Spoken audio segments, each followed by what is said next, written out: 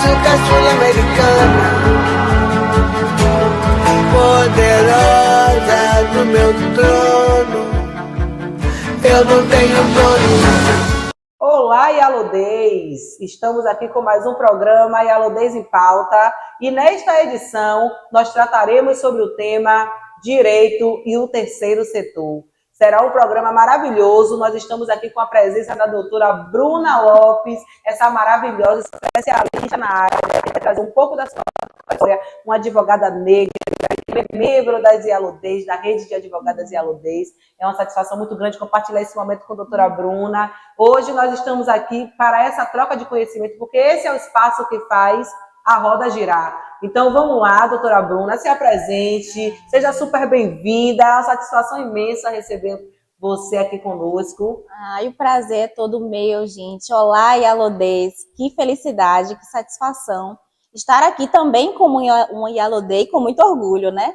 Doutora, muito obrigada. E também minha presidente, com todo orgulho. E hoje a gente vai falar de direito do terceiro setor com as Yalodês, que também é uma organização da sociedade civil. Então, a gente vai falar de mulheres negras no terceiro setor.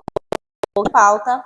É uma pauta muito atual, doutora, e eu vou ficar muito feliz em poder dividir esse espacinho aqui com vocês. Perfeito. E para mim é uma satisfação imensa tratar desse tema, porque eu sou fruto do terceiro setor. Eu venho do movimento social, estudei na Steve que é a organização do terceiro setor. Iniciei minha vida trabalhando Bay Street, aí, né, Rita Cliff, vou dar um abraço, Visão Mundial, Fundação Esquerda, Pastoral da Criança. Então, várias experiências assim eu tive com essa questão do terceiro setor. Então, é uma temática também que me deixa muito entusiasmada. E, inclusive, hoje, estando presidente das Yalodês, que é uma organização do terceiro setor, é algo que fortalece muito, né, assim, os meus princípios e é nesse intuito também da coletividade, do dar o retorno. Eu sou aquariana nata, né, então eu gosto dessa coisa do trabalhar pelo coletivo. Então, doutora, se apresente, fale aí para as pessoas quem é a doutora Bruna Lopes. Antes de tudo, você confirma, então, tudo que eu vou dizer, né, eu vou apresentar dados aqui, mas aqui está o produto das nossas experiências, que são realmente círculos virtuosos, né?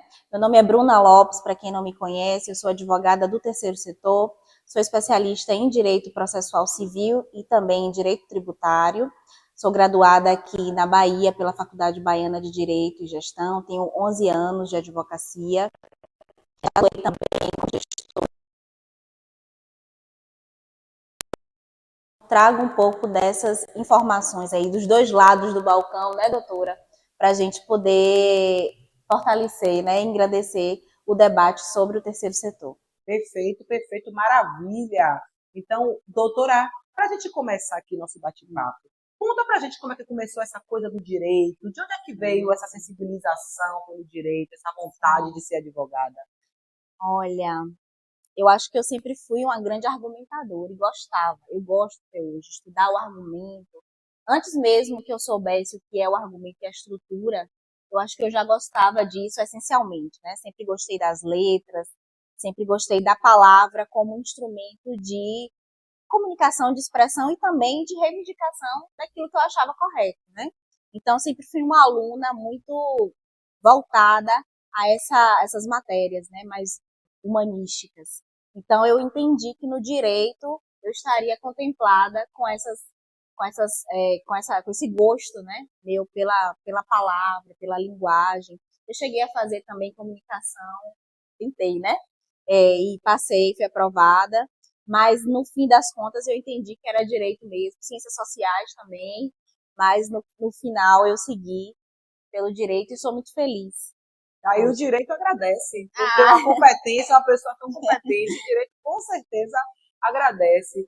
Então, doutora, pensando na questão do terceiro setor, vamos trazer aí para os nossos telespectadores o que é o terceiro setor, de que é que trata, né? Trazendo assim para as pessoas que ainda não entendem exatamente o que é. Mas traz para a gente assim essa informação. Então, o terceiro setor, acho que só arrematando também essa questão da minha trajetória, eu acho que hoje é o lugar, hoje não, já há alguns anos, é o lugar do direito que eu me encontrei para realizar, né, o que eu entendo por um mundo melhor, para realizar também os meus desejos pessoais, né? Pensar no mundo, como é que minha profissão pode instrumentalizar para construir um mundo que eu acredito. Então, eu acho que o direito do terceiro setor, na minha trajetória, entra aí. Mas vamos lá. Terceiro setor é um termo que é meio feio, né? Parece um bicho feio que a gente não entende o que é. Quando se fala em terceiro setor, genericamente as pessoas não associam exatamente o que é. Nem mesmo a advocacia, né? É um trabalho nosso ainda difundir informação para aquelas pessoas que não acessam ainda os detalhes do terceiro setor. O terceiro setor, esse termo terceiro setor, na verdade, é um termo econômico, né? É socioeconômico, não é um termo jurídico.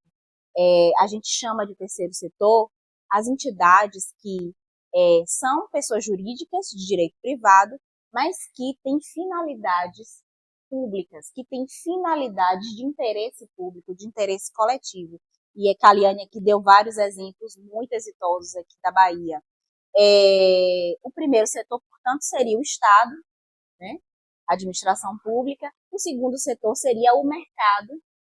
E o terceiro setor congrega um conjunto de entidades que são pessoas jurídicas de direito privado, mas que têm finalidades essenciais, né, de interesse coletivo, né? Então, é isso. O terceiro setor é isso. Então, dentro do terceiro setor, nós temos associações, nós temos fundações, né? Segundo a legislação, nós temos também cooperativas sociais e organizações religiosas, né? Então, são pelo menos quatro figuras que a lei nos traz. Esse nome terceiro setor, Caliane, ele foi gerado, né? Ele é de origem norte-americana, lá dos anos 70. E a gente aqui no Brasil começa a usar a partir dos 90, quando a gente passa pela reforma administrativa. O que é essa reforma administrativa? É quando o Estado reconhece que, em parceria com a sociedade civil organizada, pode prestar melhor os serviços, né? Serviços de assistência, principalmente, e outros serviços públicos à população. Então, a gente começa aí a ter legislações específicas para disciplinar parcerias com as entidades do terceiro setor, né? Parcerias do Estado com a entidade do terceiro setor. Perfeito. E você tocou num ponto que é importante, que é essa questão que o terceiro setor ele acaba sendo um braço para o Estado, porque acaba suprindo uma ausência do Estado, que deveria ofertar saúde, educação. Então, como é que você vê isso, doutora? Essa questão do terceiro setor estar ocupando um espaço que deveria ser um espaço estatal? Veja bem, com a reforma administrativa, e não só o Brasil passa por isso, né? Isso também é um movimento internacional, a gente percebe que o Estado ele tem limites, né, de recurso, e recursos que eu falo genericamente, né, não só recursos, tem limites gerenciais, que tornam, muitas vezes, a execução dos serviços públicos menos eficientes do que se esses serviços são executados por pessoas jurídicas de direito privado. Então, o terceiro setor, de fato, é um braço, né, do Estado, e por isso também que as entidades do terceiro setor têm algumas benesses. Algumas pessoas se perguntam por que tem entidade que é imune, tem imunidade tributária. É por isso, né, a justificativa constitucional está aí. Por que fazemos uma atividade que é essencialmente do Estado, né, mas de forma complementar, o Estado também nos retribui com algumas benesses, né, legislativas, algumas benesses tributárias. Então, é nesse sentido. Então, hoje, Caliane, só arrematando, as entidades do terceiro setor, elas são essenciais para alguns serviços. Eu vou destacar aqui saúde pública, que é um ramo que eu atuo bastante. Hoje a gente não pensa em SUS sem a participação do terceiro setor. Você sabe que mais da metade dos procedimentos de média e alta complexidade do SUS é feito por hospitais filantrópicos, né, as cirurgias mais especializadas, enfim. Muitas pessoas utilizam diariamente serviços prestados pelo terceiro setor e nem imaginam. Muitas unidades de saúde são gerenciadas pelo terceiro setor, serviços complementares, né, do SUS também. A gente tem experiências ótimas em educação, em Minas Gerais, em Goiás, também entidades gerindo. E também na cultura, né, questão de equipamentos públicos. Então, assim, hoje o terceiro setor está em todo canto. Às vezes você vai na farmácia e tem lá um livreto para você comprar, para ajudar a entidade do terceiro setor. Ou na hora do troco, alguém pede, posso ficar com troco para doar para uma entidade X, ou vou arredondar o valor do cartão. Tudo isso é terceiro setor. Tudo isso é uma forma do sujeito doar. Então, assim, a gente está o tempo todo vivendo aí. Quem nunca foi no dia do McLanche Feliz? Né? Isso é um marketing relacionado à causa.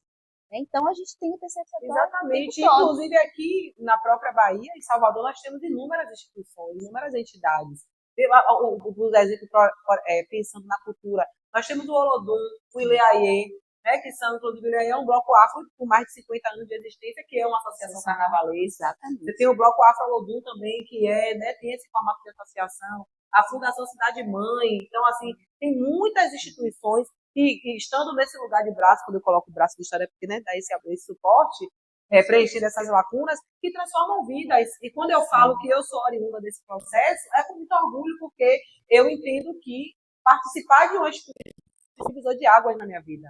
Então, foi lá que eu tive acesso ao ensino para entender o que era um pré-vestibular, vislumbrar a possibilidade de ingressar na universidade, tudo isso com a instituição. E, inclusive, quando fazia parte, eu tinha uma madrinha que eu não sei nem quem é, inclusive quero agradecer, madrinha, um beijo, muito obrigada a quem foi minha madrinha neste bico, porque eu não tinha condições de pagar o pré-vestibular, e aí eles tinham essas parcerias e uma pessoa apadrinhava um estudante. E eu tinha essa madrinha que pagou a minha mensalidade por alguns meses. Então, assim, olha a potência que eu sou hoje, eu me achando, viu, gente? A potência que eu sou, quer dizer, graças a uma pessoa que contribuiu com esse processo do terceiro setor. Então, é algo, de fato, que é muito importante e relevante.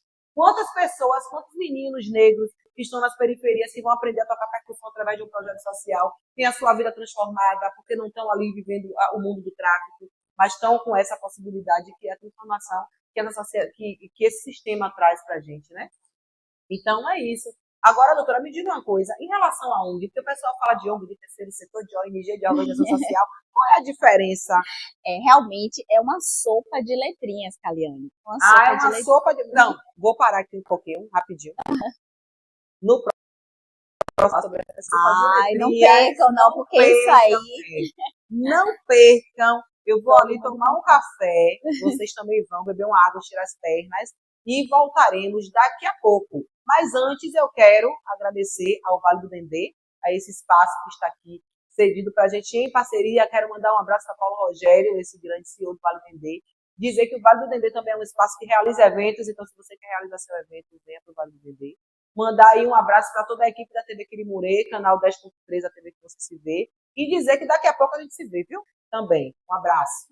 Olá, gente! Estou passando aqui para dizer para vocês que todos os sábados vocês assistem aqui na TV Quirimurê o programa Conversa de Preta, às 16 horas. E na segunda-feira, às 21 horas, a gente tem reprise, tá bom? Então, até lá, sábado, aqui na TV Quirimurê, Conversa de Preta.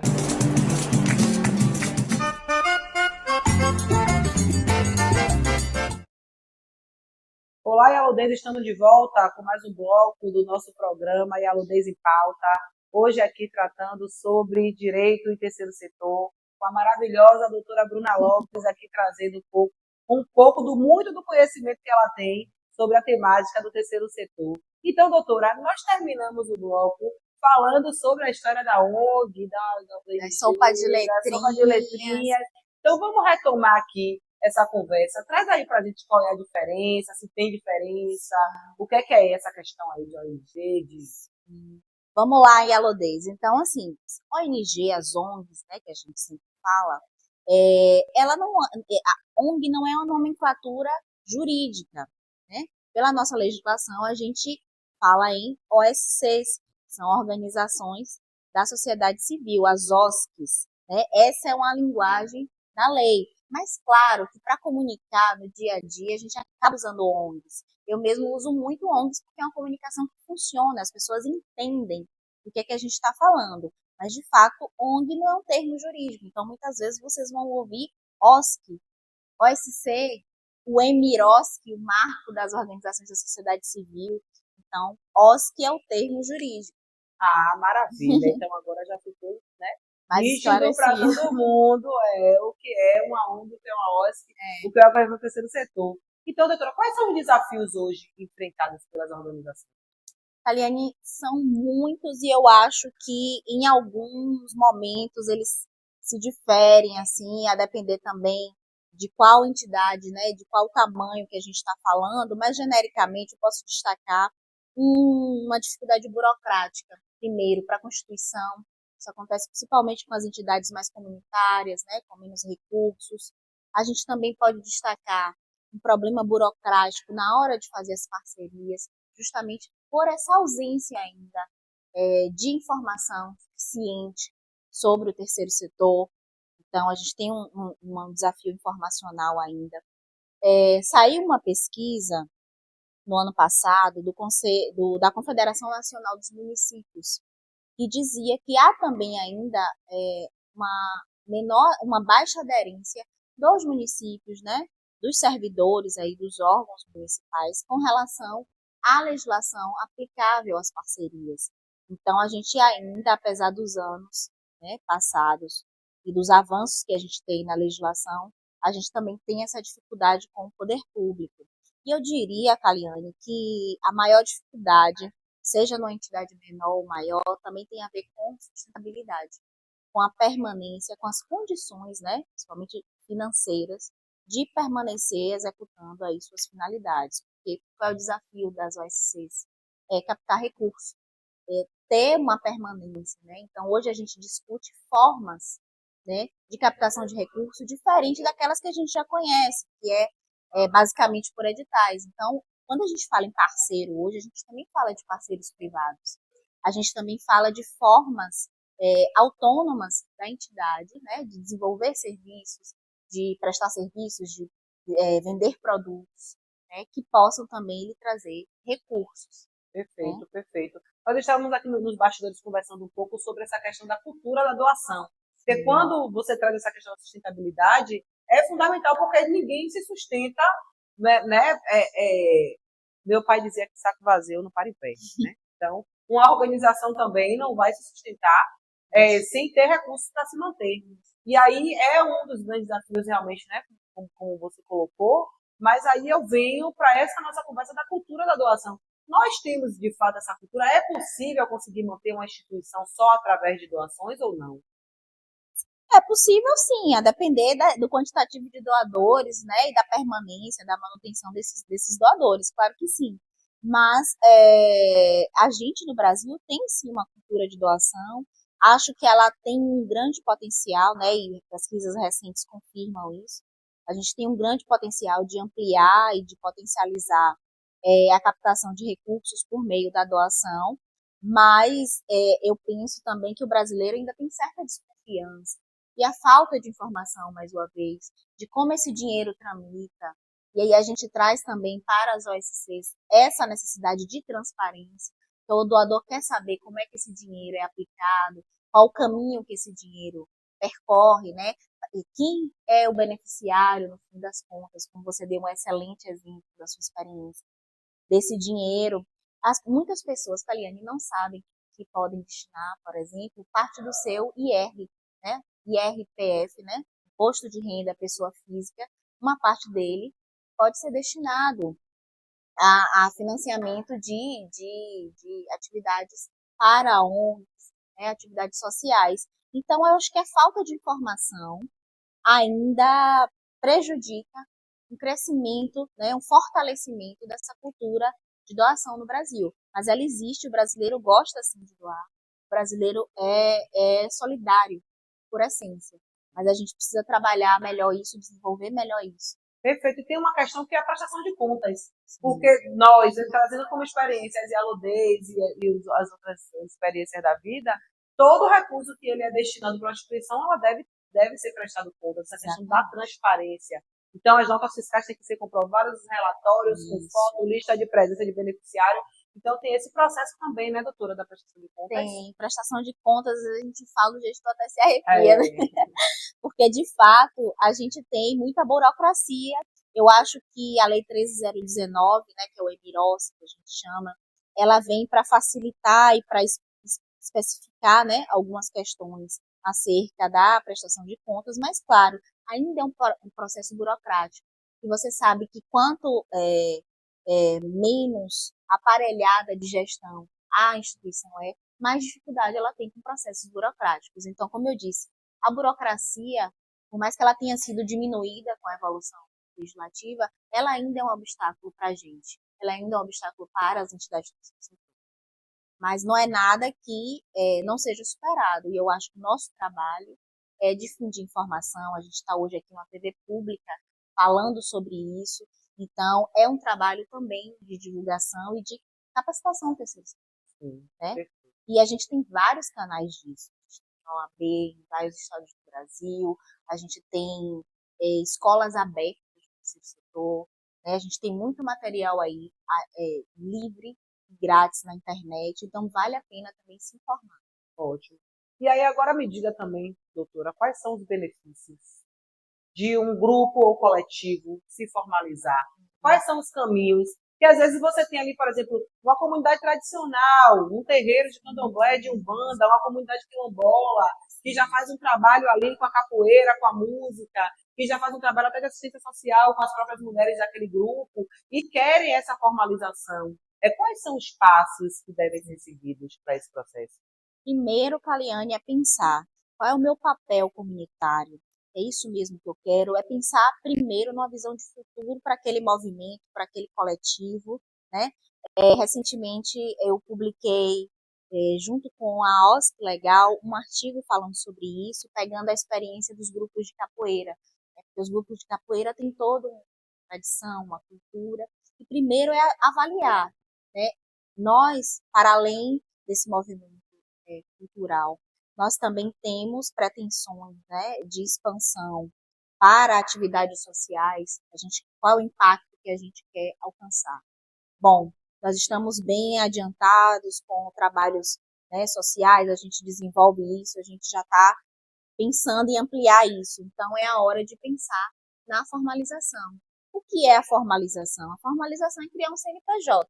Falando assim, parece um pouco simples, mas esse passo exige um assessoramento jurídico, né, para fazer o ato constitutivo. O nome é feio, mas é simples, é só um estatuto, né? Precisa fazer um estatuto e precisa fazer todas as inscrições fiscais junto a um contador e, a partir daí, ter uma rotina mesmo de gestão.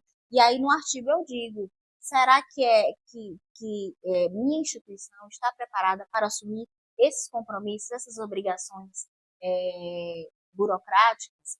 É isso mesmo que vai fazer o impacto social que eu espero? Quando a gente se formaliza, Caliane, muitas portas se abrem, né, para recursos públicos, principalmente.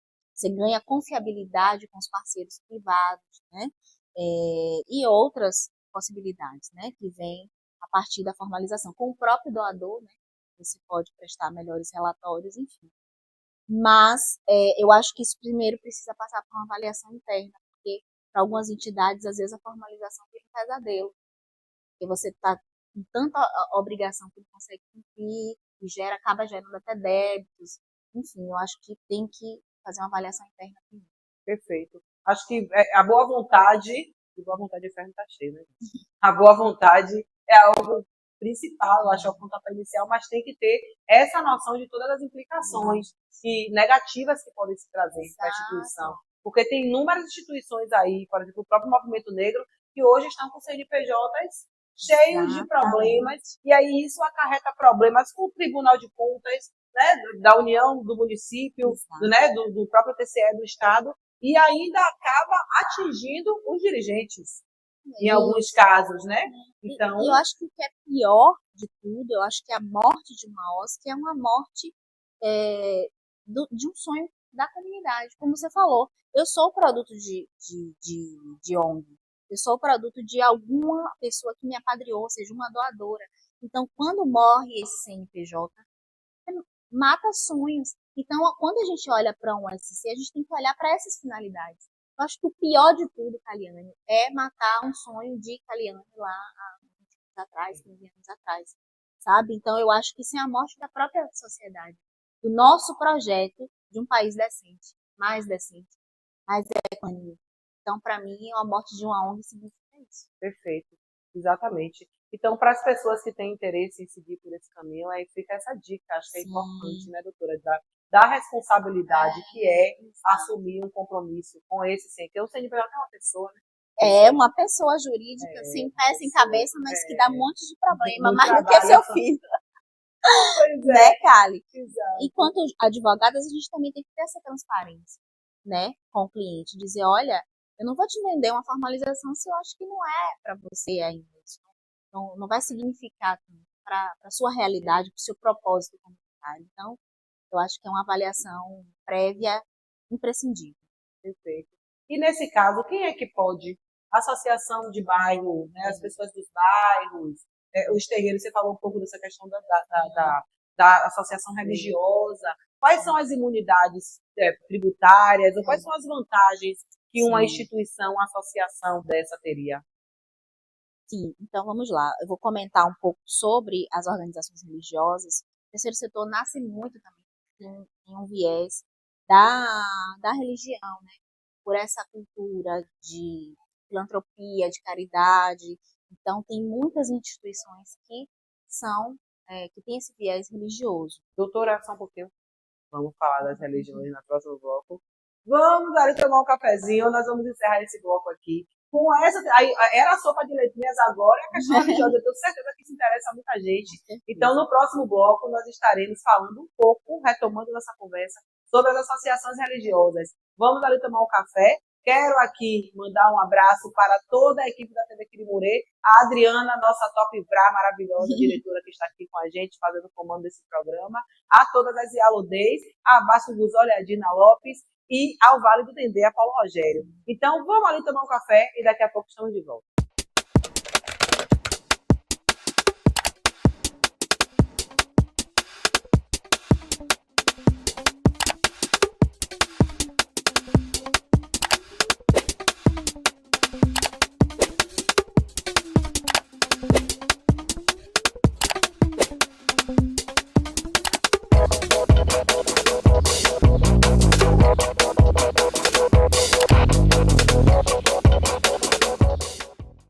Estamos de volta com mais um bloco, último bloco, uma pena, já estamos encerrando o nosso programa de hoje com o tema Direito e Terceiro Setor aqui no Ialodês em Pauta com a doutora Bruna Lopes. Então, doutora, retomando aqui nossa conversa sobre as associações religiosas, fala um pouco para a gente sobre as associações. Você sabe que a maioria das organizações registradas são religiosas? Incrível isso, né? Ou tem um viés religioso na sua Constituição. Então, eu disse que o direito do terceiro setor vem de uma tradição original, né, religiosa, e hoje a gente tem que entender, e isso eu acho que ainda não é muito claro nesse meio, né, das pessoas que querem se constituir, é que a necessidade de se fazer uma organização religiosa tem a ver com uma finalidade de fato religiosa, uma finalidade qual é a necessidade de eu me constituir como uma organização religiosa ou ser apenas uma associação? Eu vou realizar finalidades da religião por meio daquela associação, ou eu quero produzir impacto como uma associação qualquer que eu diga, de assistência social, né? Então, eu acho que isso é uma coisa também para ser avaliado. Sobre as de matriz africana, Kaliane, eu acho que a gente também tem uma dificuldade ainda, que é a burocracia, quando a gente pensa na nossa cultura oral. Nossa cultura de matriz africana é muito oral. Então, quando a gente fala em papéis, em burocracia, eu acho que também é uma dificuldade nossa cultural. Então, é mais uma questão aí que a gente precisa trabalhar. Exato. E tem uma questão formativa, acho que a gente precisa formar o povo, a população, para entender quais são os meandros, quais são as questões burocráticas, o que é que está por detrás, e trazer também quais são os direitos, quais são as imunidades que essas pessoas têm a partir do momento que elas constituem um CNPJ. Então, eu acho que é importante também trazer informação de qualidade para que se possa colocar em prática. Mas aí, doutora, mudando aqui um pouco de assunto, me diga, e em relação à advocacia negra, ser uma advogada negra, está hoje compondo uma rede como a Ialodês, como é isso para você? Para mim é motivo de maior orgulho, né?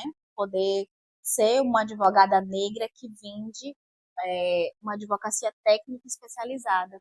Porque a gente está muito acostumado, Kaliane e Ialodês, de ter um inconsciente do técnico qualificado como um homem branco, sudestino. Então, para mim, é da maior alegria eu poder ser uma Yalodê e representante dessa qualidade, né, de trabalho. Eu acho que é a maior felicidade. E não estou só. Estou com vocês. A gente tem outros exemplos brilhantes, né? No Brasil, eu poderia citar aqui as Pretas de Impacto, que é uma iniciativa de duas grandes profissionais do terceiro setor que destacam nesse coletivo profissionais negras do Brasil que atuam no terceiro setor, sabe?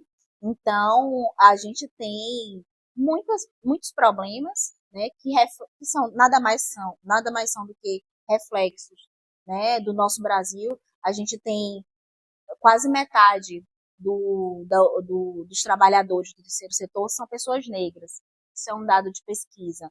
Mas a gente vê pela pesquisa do Observatório do Terceiro Setor, censo do GIF, que embora sejamos muitos, os cargos de diretoria, os conselhos, pasmem, os conselhos têm mais de 90% de pessoas brancas. Ou seja, não estamos opinando, não estamos à frente da direção, né?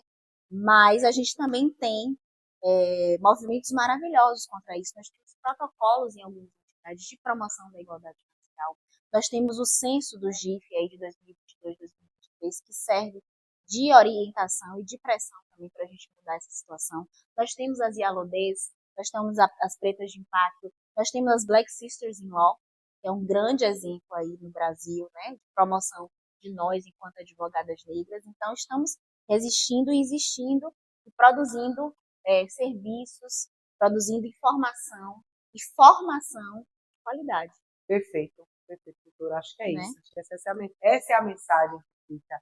Porque o terceiro setor é a coletividade, é a relação do coletivo. As advogadas negras unidas é uma relação de coletivo. Quando você pensa numa atuação em rede, né, rede de mulheres negras, seja de qualquer área, é o coletivo atuando na lógica de que uma sabe puxar a outra. Né? Então, não só as advogadas, mas também as comunidades, de onde essas advogadas são oriundas. Eu acho que isso é essencial nas Yalodês e é o que faz a gente tão especial. Perfeito, perfeito. É isso, gente. Nós estamos chegando ao final do nosso programa hoje. Quero, assim, agradecer imensamente a doutora Bruna Lopes, que veio aqui compartilhar com a gente, deixar aqui um abraço afetuoso. E ela vai deixar aqui uma mensagem para vocês, para você que é mulher, que é empreendedora, que é do terceiro setor, para você que é homem também, que quer ouvir aqui um pouco dessa mulher empoderadíssima.